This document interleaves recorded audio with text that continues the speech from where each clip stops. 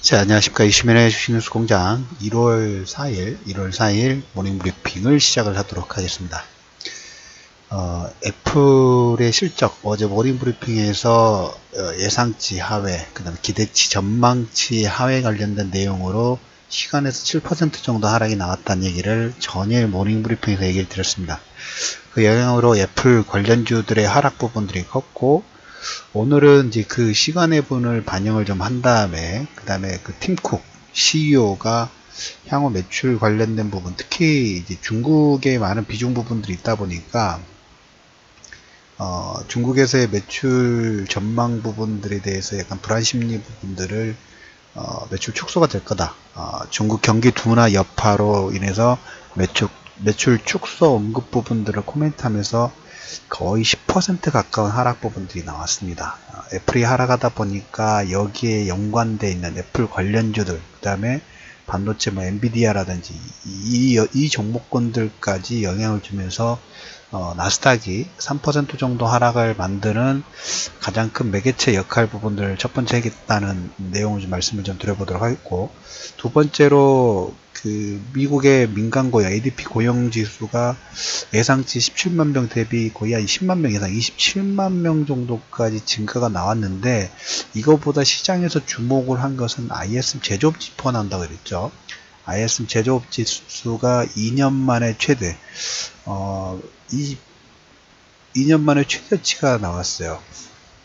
그리고 플러스 알파로 보면 지금 민주당 ISM 제조업이라든지 애플은 근데 하나로 연결됐습니다. 미국과 중국의 무역 분쟁의 연결고리로 하나로 연결되어 있기 때문에 점점 이제 시간이 지나가면서 거의 지금 한 1년 정도 무역 분쟁이 시작되고 거기에 여파 부분들이 미국 기업들에게도 실질적인 영향을 주기 시작했다는 게 한번 상당히 중요한 의미 부분들을 가지고 있고, 그 다음에 이 ISM 제조업하고 애플 관련된 그 다음에 뭐 여러가지 스타벅스라든지 뭐 GM도 상당히 중국 비중 자체가 상당히 큽니다. 미국 기업들 실질적으로 보면 많은 기업들이 중국만 미국에 의존하는 게 아니라 반대로 미국 기업 역시 중국의 상당한 매출 비중 부분들을 가지고 있기 때문에, 그리고 분쟁 여파가 미국의 기업들에게 실질적인 영향을 준다는 의미 부분들은 역으로 이번 지금 현재 진행되고 있고, 이제 다음 주부터 이번 주말 이후죠, 1월 7일 다음 주 월요일부터 협상단에 대한 협상 가능 기대감 역시 커질 수 있다라는 하나의 또 반증이 될 수 있다라는 얘기를 두 번째로 얘기를 들어보고, 세 번째로 말씀드릴 부분은 ISM 제조표 조금 전에 얘기를 드렸죠. 그럼에도 불구하고 우리나라 외환 보유액이 역대 최대액입니다. 4,037억, 전년 대비 144억 달러가 증가가 됐어요. 그러니까 한편으로 우리나라 최근 이제 원화 강세, 물론 이제 최근 그 며칠 사이에 해외 시장 셧다운이라든지 이런 내용으로 시끄러웠기 때문에 다시 조금 그 1,120원대를 하회를 하다가 다시 25원 정도까지 올라오긴 했습니다만은 우리나라 외환 보유액 자체가 탄탄하다 보니까 다른 나라 대비 원화 강세 추세 부분들이 조금 더 탄력적으로 나올 수 있다는 예를 세 번째 드려보도록 하겠고, 마지막으로 네 번째로 말씀드릴 부분이 민주당하고 공화당, 특히 이제 미국 하원이 개원이 됐습니다. 개원이 됐는데 하원 의장, 어떻게 보면 그 서열, 정치 서열로 보면 넘버 3라고 보시면 돼요. 대통령 다음에 상원의장은 지금 부통령이 하고 있으니까 그 다음에 이제 서열상으로 넘버 3가 하원의장인데, 이 하원의장이 낸시 펠로시라는 민주당 쪽 여성 의장입니다. 이미 하원의장을 역임해 본 경력이 있어요. 2007년도부터 2011년도까지 사상 최초 여성 하원의장 출신이고, 공화당 메카시 의원이 그 개원식을 할 때 한 192표 정도 받았다가면 거의 뭐 최대치 근접한 것 같아요. 220표를 얻었어요. 220표를 얻어서 하원 의장에 선출이 됐는데 약간 강경파예요. 국경 장벽 예산 삭제 민주당 안으로 올라왔죠. 그걸 유지하고 추후에 탄핵 관련된 부분들까지 언급을 좀 했습니다. 어떻게 보면 미국의 제조업 지표, 그 다음에 애플의 그 실적 관련된 내용이 투자 심리 부분들을 약화시켰다 하면 일부 약화시켰던 거에 가장 큰 비중은 아마 이게 아닐까 싶어요. 낸시 펠로시 미국 하원 의장의 강경 입장, 국경 장벽, 그 다음에 셧다운.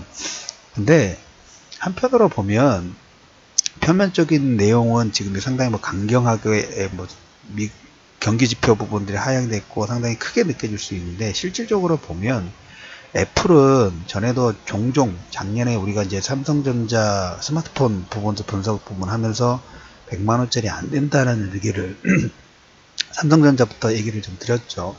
애플도 마찬가지예요. 이제까지 그 애플 아이폰 X 이런 시리즈로 인한 100만원짜리 고가 전략 부분들 이제까지는 잘 먹혔죠. 그리고 시장에서 잘 반응을 해줬고, 근데 중국 시장에서 매출 감소로 인한 그 무역 분쟁 여파로 해서 애플 실적 부분이 떨어진다는 것보다 애플의 그 하드웨어 전략 자체가 뭐라 그럴까요? 수명이 다했다는 표현이 맞을 것 같아요. 그래서 삼성전자도 그에 대해서 지금 곤란한 부분들이 있고, 화웨이라든지 샤오미가 미국 시장, 아니 글로벌 시장에서 특히 인도라든지 아시아 쪽 전체 글로벌 시장에서 시장 점유율을 빠르게 잠식을 하고 있다는 게 특히 애플의 중장기 실적에 대한 불안심리 부분들을 자극하는 그런 영향이 가장 근본적인 원인이다 말씀을 좀 드려보도록 하겠고, 근데 이제 무역 분쟁이 이런 내용으로 기업 실적에 영향을 주니까 조금 전에 말씀을 드렸던 것처럼 반대로 무역 협상의 어떤 긍정적인 기대 부분하고, 두 번째로 미국 하원 의장의 민주당과 공화당은 지금 중간 선거 이후에 패권 싸움이라고 했어요. 패권보다는 주도권 싸움이라고 말씀을 드렸어요. 탄핵 관련된 내용 부분들 진행되더라도 설령 진행되겠죠. 2020년 대선 재선 플레이스가 이미 시작이 됐기 때문에. 하지만 공화당이 상원을 가지고 있고 다수당이기 때문에 탄핵이 설령 올라오더라도 결과로는 탄핵이 통과가 되지 못한다는 얘기를 미리 좀 드려보도록 하겠습니다. 어떻게 보면 계속 주도권 싸움 부분들이고, 또 반대로 이렇게 계속적으로 말씀을 드렸습니다만 미국의 정치가 내부적으로 시끄러우면 시끄러울수록 외부에서 답을 찾는다고 말씀을 좀 드렸죠. 거기에 북미 정상회담 친석이 계속 교환하고 있고, 그 다음에 시진핑과의 무역 분쟁 관련돼서 긍정적인 시그널 부분들은 계속 유지가 되고 있다라는 말씀을 좀 드려보도록 하겠고, 우리나라의 외환 보유액 지금 전년 대비 최대치 부분하고, 오늘 10시, 11시 조금 못돼서 중국의 차이신 서비스업 PMI 지표가 예상치가 지난번에 서비스업 지수가 양호하게 나왔기 때문에 중국 차이신 서비스업 제조업 지표 부분에서도 발표가 양호하게 나온다 하면 실적 부진이라도 경기 전망에 대한 부진감 부분들을 일부 상쇄시키면서 반등을 일으킬 수 있는 하나의 요건이 될 수 있다라는 코멘트를 드리면서 1월 4일 이슈맨의 주식뉴스공장 모닝브리핑, 실질적으로 보여지는 현상보다는 그 뒤에 반작용 부분들에 조금 더 주목하실 필요가 있다. 그리고 CS는 1월 8일부터 1월 11일까지 미국 라스베가스에서 진행 예정이다라는 코멘트를 드리면서 모닝브리핑을 마무리하도록 하겠습니다.